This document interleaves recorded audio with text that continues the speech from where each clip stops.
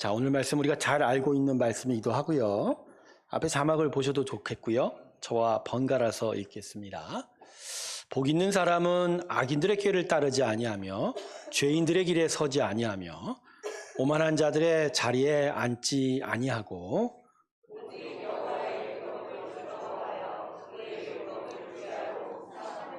그는 시냇가에 심은 나무가 철을 따라 열매를 맺으며 그 잎사귀가 마르지 아니함 같으니 그가 하는 모든 일이 다 형통하리로다.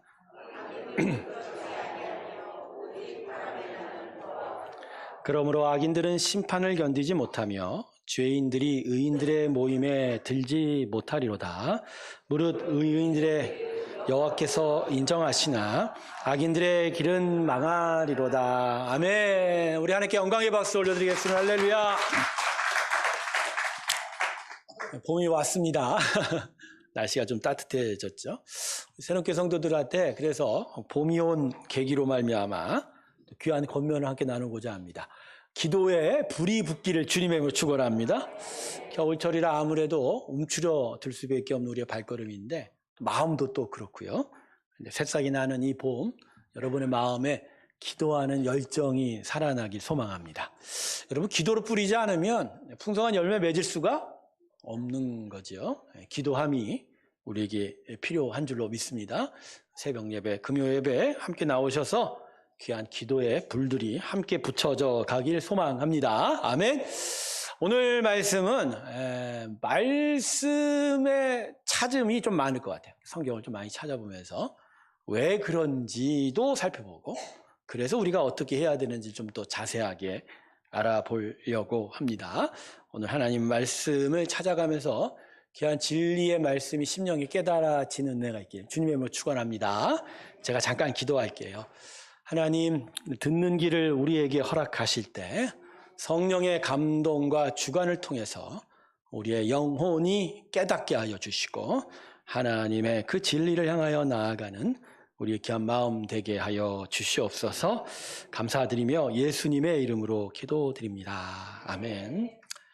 우리가 잘 알고 있는 오늘 이 본문 시편 1편은 복 있는 자와 악인의 모습을 서로 비교해서 시인이 노래하고 있습니다. 그런데 이 시를 읽으면서 가지게 되는 한 질문이 있어요. 왜 그럴까 하는 질문이 있는데 그게 뭐냐면 왜 오늘 본문을 지은 시인은 악인에 비교하여 복 있는 자라고 말씀하고 있냐라는 거죠. 여러분 그냥 읽으니까 그죠? 생각이 없이 읽어지게 되는데 여러분 악인에 대한 반대말은 우리의 일상적인 관념으로는 뭐라고 불러야 되죠? 착한 사람, 선한 사람 이렇게 돼야 되죠. 그러니까 오늘 이 시편은 사실은 4절 이후에 악인을 얘기했다면 1절에서 뭐라고 얘기해야 돼요? 선한 사람은 아니면 착한 사람은 이러한 사람이 이렇게 얘기해야 되는 거 아닙니까? 그런데 복 있는 사람이라고 이야기하고 있어요. 여기에는 이유가 있죠. 하나님께서 완벽하게 창조하신 이 세상이 사람의 죄로 깨져버린 거예요. 망가져버린 거예요. 그래서 이 세상에는요, 선함과 의로움을 찾아볼래야 찾아볼 수가 없다는 거예요. 좀 더 자세하게 말하면 죄로 인하여 하나님이 주신 그 완벽한 복을 사람이 잃어버리게 된 거예요. 그걸 잃어버리다 보니까 복이 없는 채로 살다 보니까 이 세상이 더더욱 망가지게 되고 그래서 하나님이 완벽하게 창조한 세상이 일명 깨진 세상, 영어로는 브로큰 월드. 재밌게 얘기하는 사람은 하늘의 완전한 집은 천당인데 여기는 깨졌다고 해서 분당, 이렇게 얘기하는 사람도 있죠. 그래서 이 시편 1편이 악인의 반대되는 복 있는 자라고 말하는 건 아담 이후의 사람은 깨진 세상에 살 수밖에 없으니까 의롭고 선할 수 없다. 그러니까 선하고 의로워지기 이전에 잃어버린 복을 찾아야 돼요. 그 복을 찾아야 내 선하고 의로울 수 있다. 그래서 시편 1편이 복 있는 자는 누구냐 이렇게 이야기를 하고 있는 거예요. 그래서 여러분 오늘 말씀은요. 첫 번째 우리가 잃어버린 복이 뭐냐 그걸 먼저 깨닫게 하고 두 번째는 그 복을 내가 어떻게 찾을 수 있을까 그걸 우리가 배우고 깨닫게 합니다. 여러분 오늘 말씀을 통해서 우리 사람이 잃어버린 복이 뭔지를 깨닫고 그 복 앞으로 더 가까이 나아가시길 주님의 이름으로 축원합니다. 자, 그러면 하나님께서 사람에게 주신 완전한 복이 무엇인지 오늘 말씀이 아닌 창세기 말씀을 좀 중심으로 좀 살펴보려고 합니다.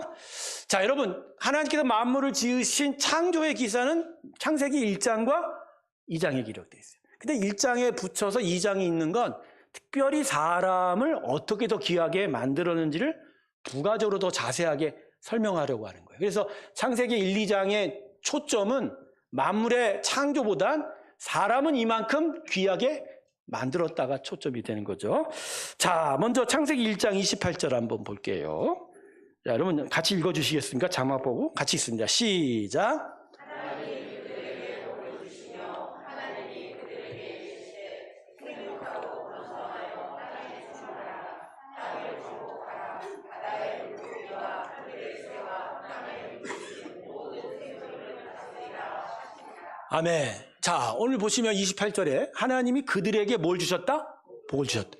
여기서 말하는 그들은 사람입니다.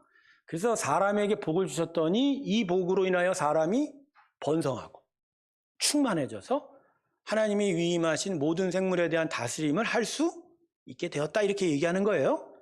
자, 그런데 창세기 1장을 좀 더 계속 읽어보면 이 복을 주심이 사람에게만 준 건 아니란 거예요. 자, 창세기 1장 22절 보세요. 하나님이 그들에게 복을 주시며. 자, 여기서 그들은 사람이 아니라 밑에도 나왔지만 공중의 새와 바다에 가득한 생물을 얘기하는 거예요. 그러니까 창조를 할 때 하나님이 사람에게만 복 준 거 아니죠? 이 창세기 1장에서 말하는 복은 다른 동물에게 준 거예요. 여러분, 그런 관점에서 보면 한 가지 더 생각해 볼 건 다른 생물과 사람만 받았냐? 아니에요. 모든 피조물이 다 하나님의 복을 받았어요. 그게 어디에 있냐? 창세기 1장 31절 보세요. 자, 하나님이 지으신 그 모든 것을 보시니 보시기에 심히 6일 동안 창조하셨는데 둘째 날만 제하시고는 하나님이 보시기에 좋았다라 얘기하시고 마지막에 그것도 심히 보기에 좋았다. 근데 여러분, 이 좋았다라가요, 이게 선하다, 아름답다의 의미보단 복되다의 의미가 더 큽니다. 그러니까 하나님이 6일 동안 창조하시고 뭐라고 얘기하시는 거예요? 복되다. 근데 왜 복될까요? 자신이 복을 주었기 때문에. 정말 복을 주었기 때문에 이 모든 만물이 완전하게 복되다, 이렇게 얘기한 거예요. 그러니까 이 창세기 1장에 하나님이 사람에게 준 복은 이게 특별할 수는 없어요. 다른 피조물도 받은 복이에요. 그래서 하나님께 사람에게 주신 복을, 좀 더 특별한 복을 찾아보려면 다른 데를 찾아봐야 돼요. 자, 그게 창세기 2장 7절의 말씀입니다. 자, 2장 7절은 여러분이 한번 읽어주셔야 되겠습니다. 같이 읽습니다. 시작.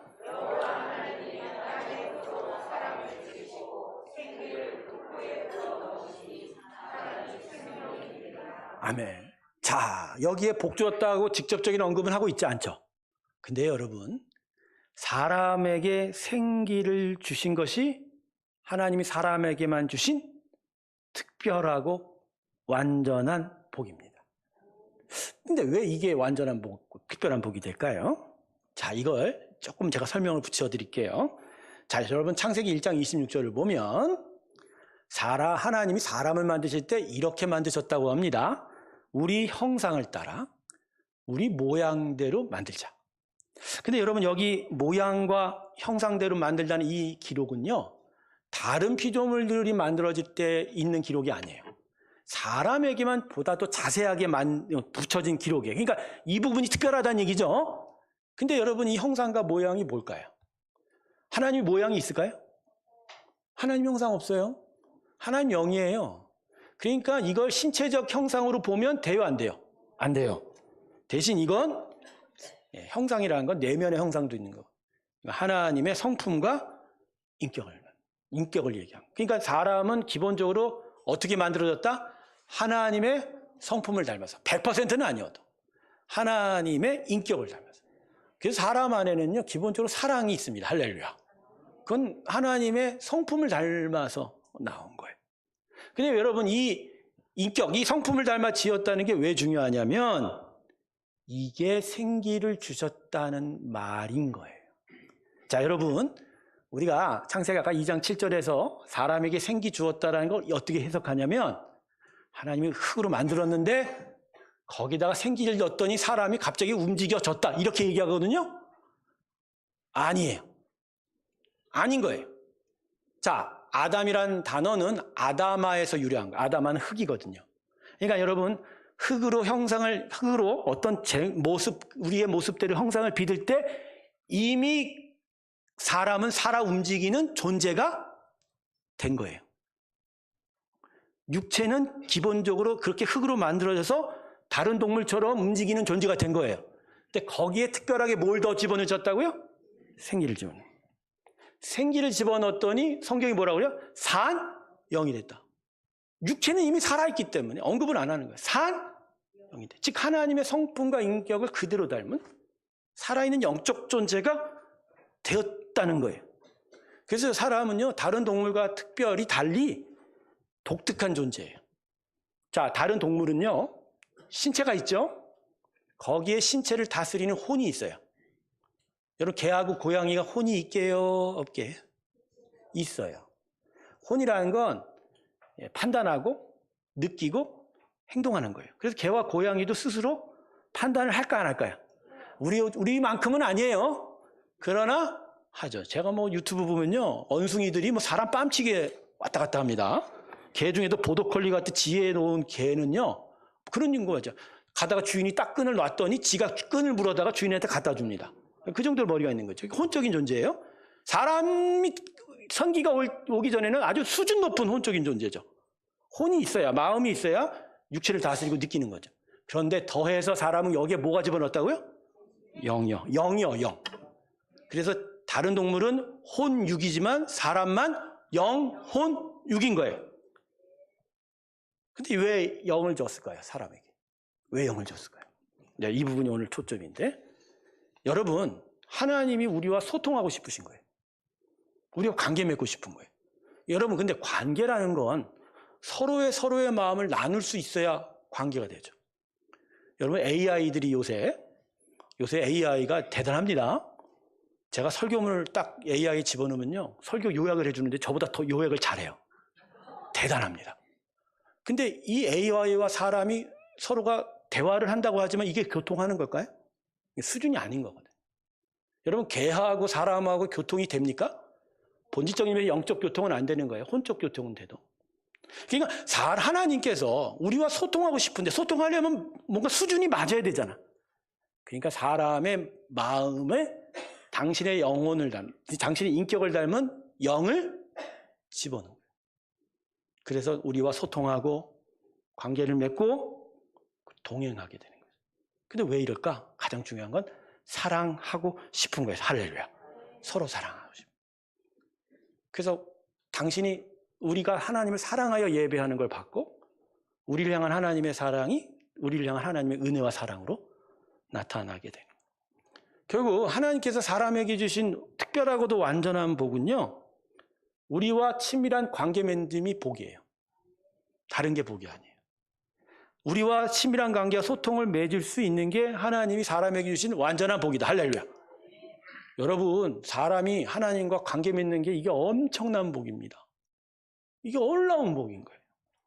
근데 안타깝게도 이 특별하고 완전한 복이 어떻게 됐어요? 사람의 타락으로 깨져버린 거예요. 자, 어떻게 깨졌을까? 창세기 6장 3절 보세요. 이건 봐야 돼요. 여호와께서 이르시되 나의 영이 영원히 사람과 함께하지, 죄로 인하여 하나님께 배반을 하고 거역을 하다 보니 하나님이 사람의 영과 소통 안 하겠다고 하신 거예요. 소통해봐야 하나님을 업신여기 무시하고 거역했습니다. 근데 사람의 영과 소통을 안 하게 되면 어떤 일이 벌어지냐? 사람의 영이 기능이 중지돼요. 하나님을 계속 만나서 영적 공급을 받아야 생기가 돌아지는데 그 생기, 살아있는 기운이 하나님과의 소통 없이는 받을 수가 없다 보니까, 그러니까 영이 서서히 기능이 불가능해지고 잠들게 되고 결국 어느 순간 딱 중지해버려요.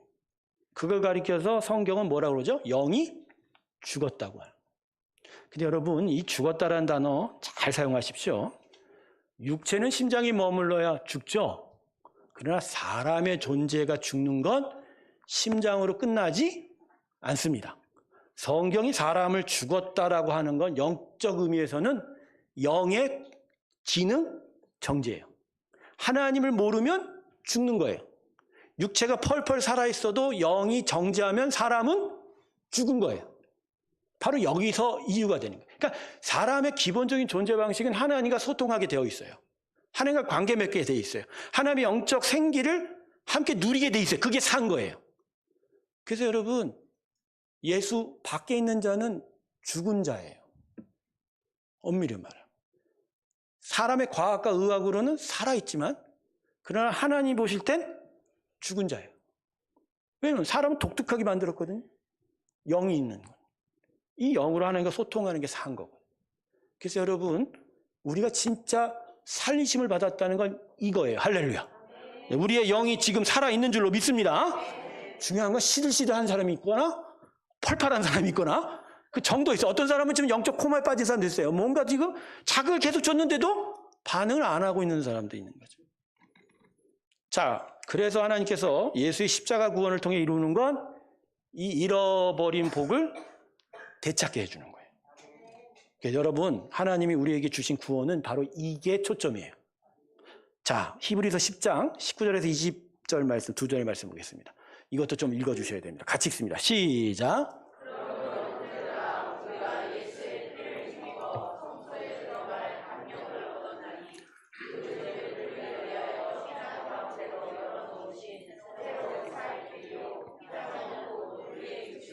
아멘.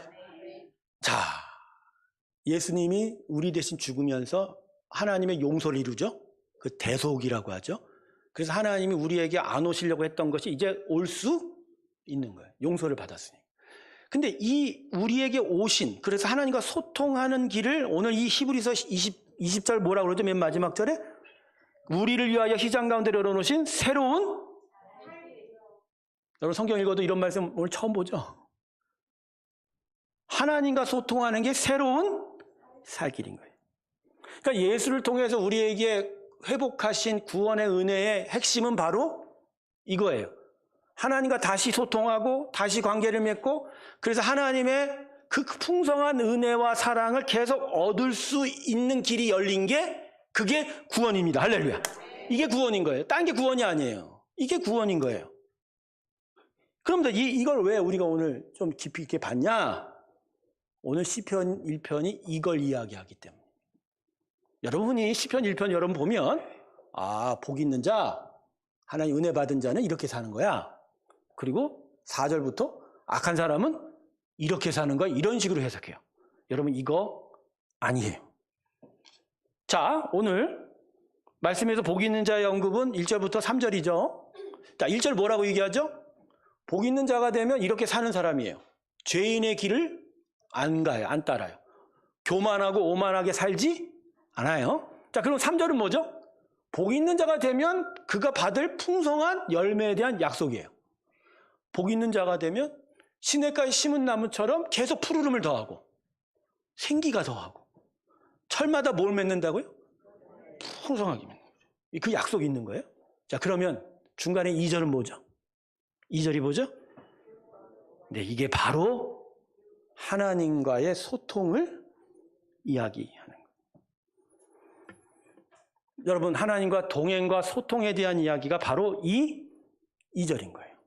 즉, 복 있는 자가 돼서 죄인의 길을 따르지 않는 삶을 살고 그래서 하나님의 풍성한 은혜의 열매를 맺을 수 있는 자가 되려면 바로 이 2절에 주야로 말씀을 묵상하여 하나님과 소통하는 관계 맺는 일이 필요하다. 하나님과 동행 맺는 일이 필요하다고 이야기합니다. 근데 여기서 한 가지 좀 생각해 볼게. 여러분 아까 창세기 6장 7절 말씀 봤죠? 타락해서 하나님이 함께하지 않는다고 얘기하셨잖아요. 근데 그럼에도 아브라함 전에 하나님과 함께한 사람들이 등장해요. 이 사람들은 세상이 죄악의 간영에서 하나님을 멀리하고 하나님 무시하고 하나님 아예 인정하려고 하는 가운데서도 나는 하나님을 섬기겠다. 나는 하나님을 예배하고 하나님과 소통하겠다고 한 자들이에요. 자, 그 사람이 대표적으로 세 사람인데 아브라함까지 보여요. 첫 번째가 에녹입니다. 두 번째가 노아입니다. 세 번째가 아브라함. 이 사람도 대단한 사람입니다. 여러분 결국 에녹은 하나님과 동행했더니 함께 했더니 죽지 않고 성장. 성경에 죽지 않고 하늘 간 사람은 예수님도 못한 일을 이 사람들은 했어요. 두 사람이 누구죠? 에녹하고 또 누구예요? 엘리야 선지자. 노아는 어떤 사람입니까? 예, 온 세상이 심판당해도 이는 심판 안 당했어요. 하나님과 가까이 했더니 엄청난 복을 받은 거예요. 죽지 않았어요. 아니, 왜 심판당하지 않았어요. 그죠? 그 다음에 아브라함. 예, 믿음의 시조가 되고 진짜 창대한 이름. 우리가 믿음하면 누구 먼저 생각합니까? 자, 이만큼 하나님께서 함께하지 않으려고 함에도 이들은 하나님께 나아간 거예요. 근데 이들에게 중요한 단어가 뭐죠? 공통적인 단어가? 성경을 보면 이들에 대한 성경의 기록에 공통적인 단어 하나가 발견돼요. 그게 바로 동행입니다. 결국 이거예요. 이들이 하나님과 동행했더니 하나님의 그 복이 그들에게 임했더라. 시편 오늘 1편은 바로 이걸 이야기하는 거예요. 주야로 말씀을 묵상했더니 그들이 시냇가에 심은 나무가 됐더라. 믿음의 사람은 바로 이런 복 있는 자라는 거예요. 근데 여러분 이 본문 2절을요 좀 다시 한번 생각해 봐야 됩니다. 그의 율법을 주야로 묵상하는도다 이렇게 얘기하는데 여러분 이 묵상이요 성경 읽기가 아니에요. 성경을 읽고 해석하는 방법 중에 하나를 얘기하는 게 아니에요. 이건 마음으로 계속 하나님의 말씀을 되새기는 거예요. 영혼과 마음에서 말씀이 계속 생각나는 거예요. 이 말씀을 계속 고민하는 거예요. 생각하고 고민하고 묵상하는 거예요. 그러다가 결국 이것이 자신의 인생으로 드러나는 거예요. 가령 이건 반대되는 건데 가령 누가 나한테 상처를 줬어. 누가 나한테 힘든 일을 했어. 그게 마음이 너무 원통하고 아프면 어떤 일이 벌어지죠? 밤새 잠을 못 자요. 그럼 밤새 잠을 못 자면서 마음속에 뭐가 왔다 갔다 해요? 계속 그 생각만 나는 거예요. 저 사람이 나를 싫어하고 저 사람이 나한테 뭐하고 미움, 분노. 그게 하룻밤 잠도 못 자고 꼬닥 세우면서 계속 마음 안에 돌아가는 거예요. 그러면 결국 그 사람에게 어떤 일이 나타나요? 미움이 행동으로 나타나고 분노가 그들에게 나타나고 이거 똑같은 거예요.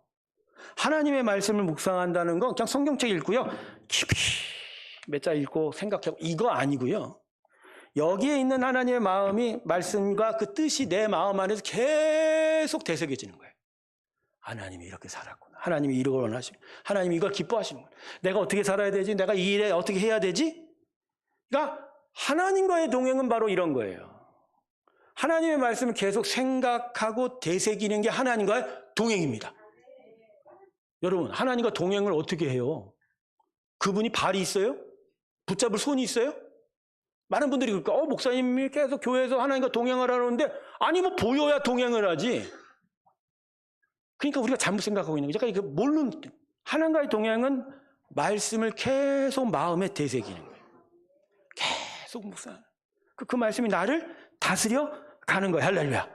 그러면 그 말씀이 그 생기, 그 생명의 역사가 내 삶 속에서 시냇가에 심은 나무와 같은 열매를 맺어 가는 거예요.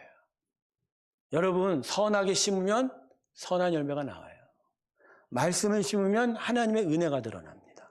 하나님의 사랑이 내 안에 묵상이 되면 사랑의 풍성함이 나오는 거예요. 그런 내 심령, 내 마음이 성경은 읽어도 미움이 있고 분노가 있고 아픔이 있고 상처가 있으면 열매는 어떻게 되죠? 악하고 쓴 거예요. 그런 거예요, 여러분. 사랑하는 성도 여러분, 하나님의 완전한 복이 예수 안에 있는 우리에게 다시 회복이 됐는데 이건 부자가 되는 게 아니에요. 높은 자리에 올라가는 그게 우리에게 준 복이 아니에요. 우리에게 준 복은 하나님과 소통하는 거예요. 하나님과 관계 맺는 거예요.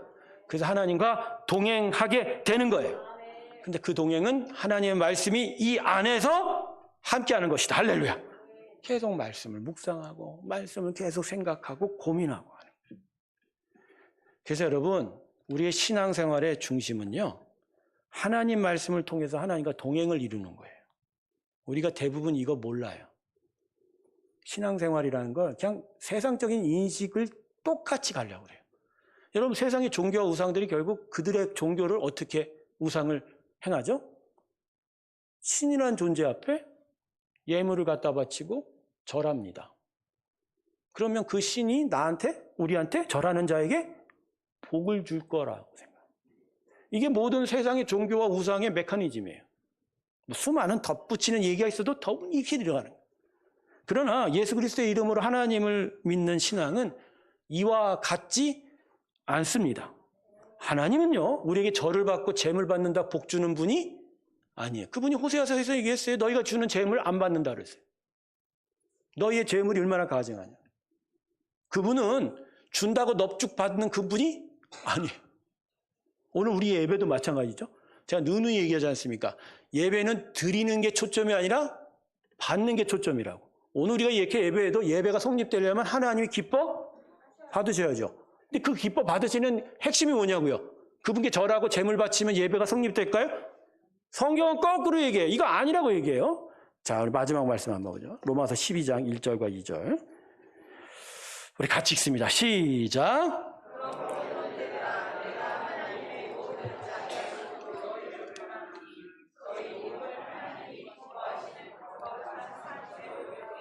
이는 너희가 드릴 영적 예배니라. 너희는 이 세대를 본받지 말고 오직 마음을 새롭게 함으로 변화를 받아 하나님의 선하시고 기뻐하시고 온전하신 뜻이 무엇인지 분별하도록 하라. 성경 말씀 중에 구원의 도리, 구원의 은혜가 무엇인지를 분명히 밝혀주는 가장 최고봉인 책이 로마서입니다. 그리고 성도들이 이 로마서는 무조건 읽어야 돼요. 읽고 이거 뭔지를 알아야 돼요. 근데 로마서의 구조가 어떻게 되어 있냐면 1장부터 8장까지는 사도 바울이 예수 그리스도의 구원이 우리에게 어떻게 베풀어지는지, 우리가 어떻게 타락하고 복음의 은혜가 어떻게 주어지고 예수의 사랑과 은혜가 어떤 것인지를 알려줘요. 그래서 9장, 10장, 11장에서는 자신의 동족인 이스라엘 사람들이 하나님을 아직 예수를 모르는 거에 대한 안타까움을 통해서 예수를 알아가는 것이 또 이런 측면이 있다는 그렇게 얘기를 합니다. 자, 그러니까 1장부터 11장은 예수 그리스도를 통해서 구원의 은혜가 어떻게 주어진다는 얘기죠. 그리고 나서 12장부터 어조가 바뀝니다. 구원을 받은 자가 어떻게 살아야 하는지. 근데 그 첫머리에 바울이 신앙의 삶은 바로 이 두 가지다라고 분명히 못을 박아요. 자, 그 첫 번째가 1절이에요. 1절에 뭐라고 얘기하냐? 결국 우리가 하나님을 예배하는 건 죽은 동물 바치고 신의 복을 받는 그런 죽은 제사? 아니다. 그런 제사 뭐라고요? 죽어있다. 대신 인생.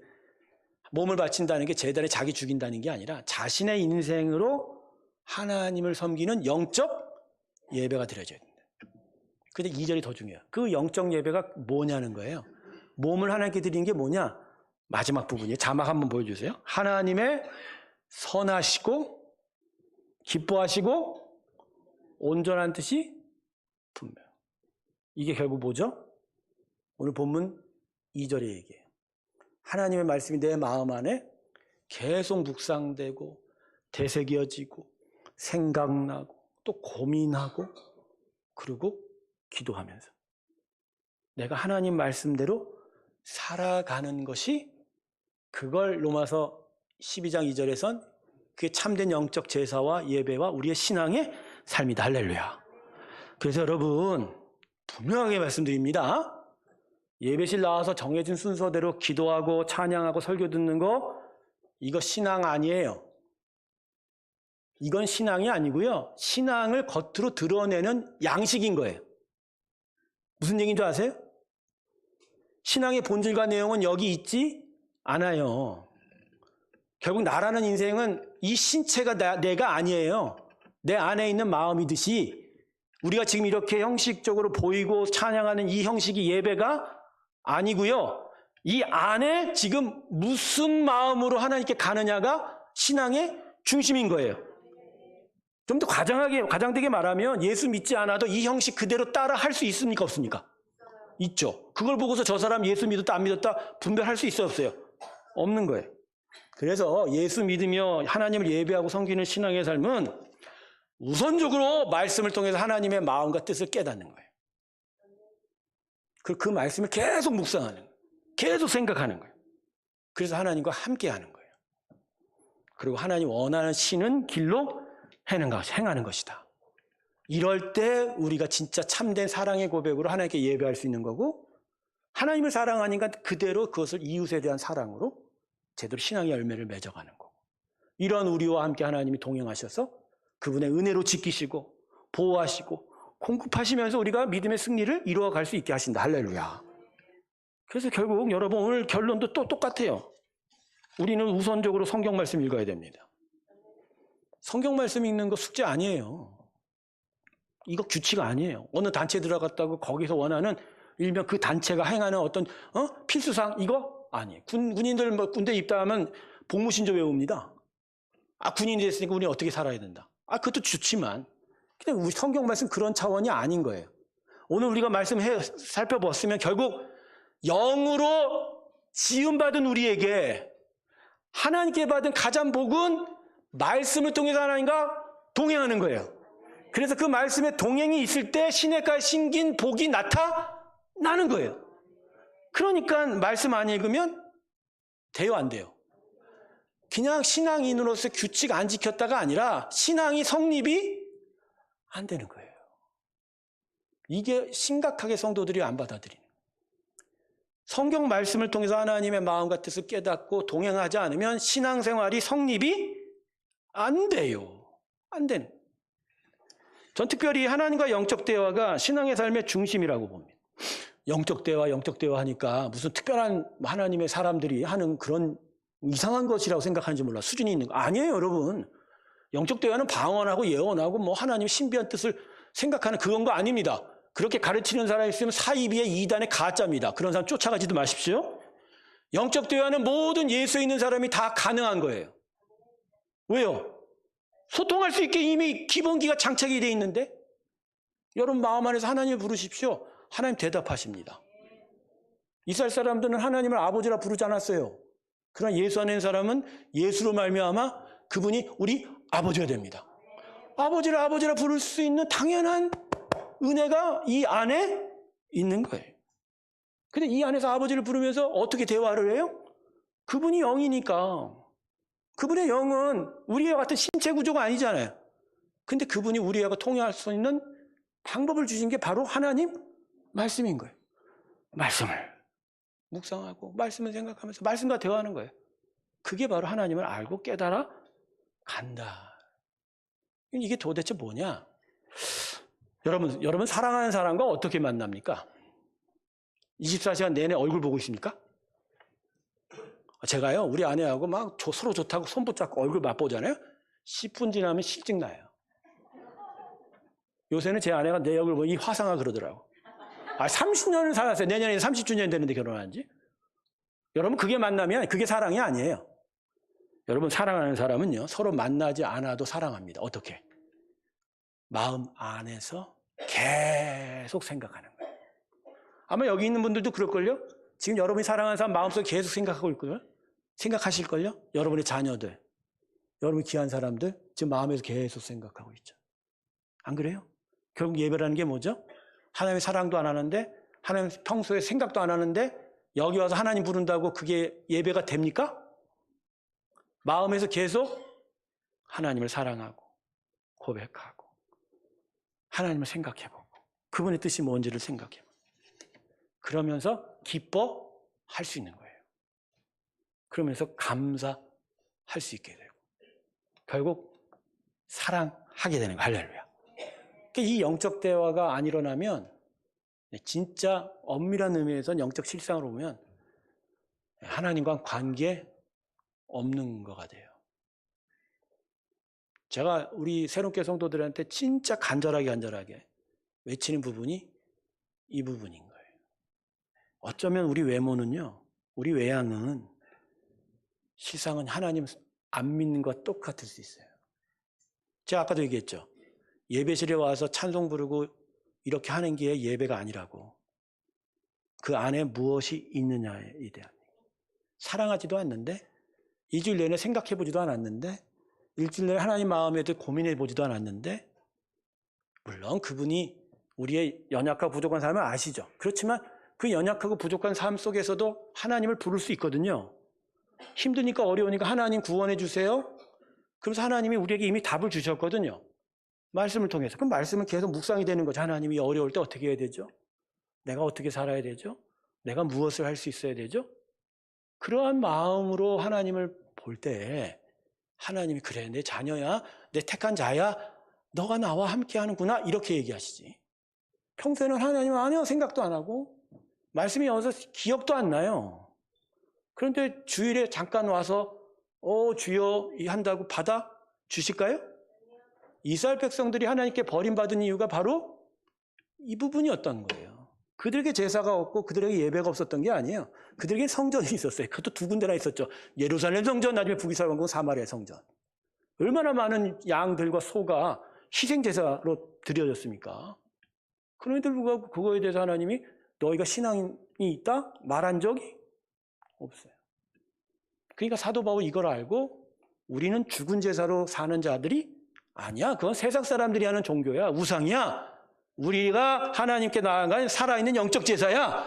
그건 제물을 바치는 게 아니라 그분 말씀으로 마음으로 고민하고 생각하고 그 뜻대로 살아갈 때 우리는 참되게 예배하는 자다. 할렐루야.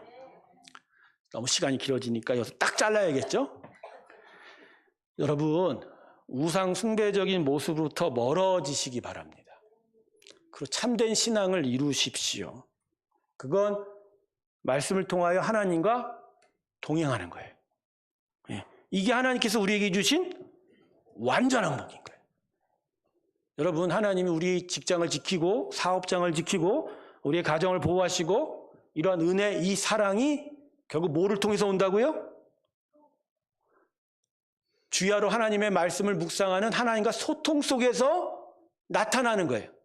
오늘 본문 말씀 다시 한번 기억하세요.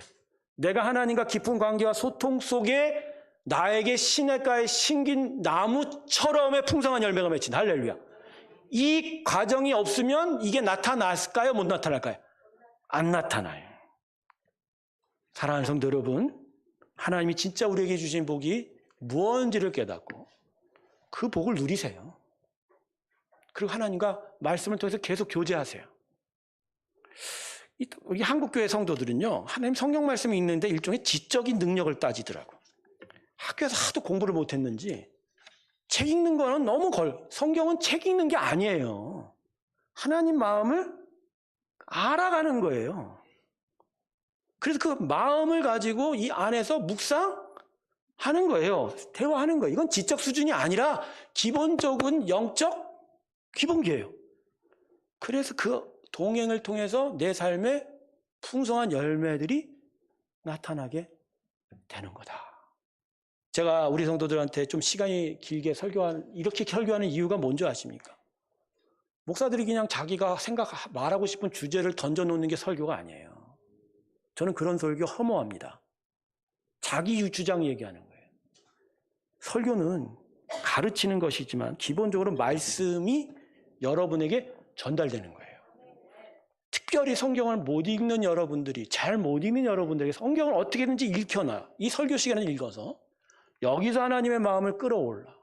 이걸 가지고 묵상하고 그래서 이걸로 살아가도록 만들어가는 게 제 사명입니다. 설교 오래 한다고 나 미워하고 인상 쓰고 그래도 소용없어. 왜? 이건 해야만 해요. 이게 우리의 새로운 살 길이에요. 그러면서 여러분이 풍성해지는 거. 할렐루야. 그래서 오늘 여러분 하나님이 나한테 주신 복인데 내가 무엇을 잃어버렸는지를 마음에 깊이 깨닫기를 주님의 이름으로 축원합니다. 성경을 가까이 하세요. 그리고 이 말씀을 읽어가면서 하나님과 소통하세요. 하나님 이름 부르세요. 아버지, 내가 이렇습니다. 내가 이렇게 되었습니다. 나를 이렇게 도와주십시오. 그 말씀들 읽어가면서 말씀이 생각이 나고 그걸 묵상하는 거예요. 항상 기뻐하라. 범사에 감사하라. 이건 아는 자들이 누리는 지식의 수준, 어떤 그런 재산이 아니라 하나님이 나한테 주신 기본적인 은혜예요. 그걸 통해서 하나님을 묵상할 때 우리는 결국 시냇가에 신김나무가 될 줄로 믿습니다.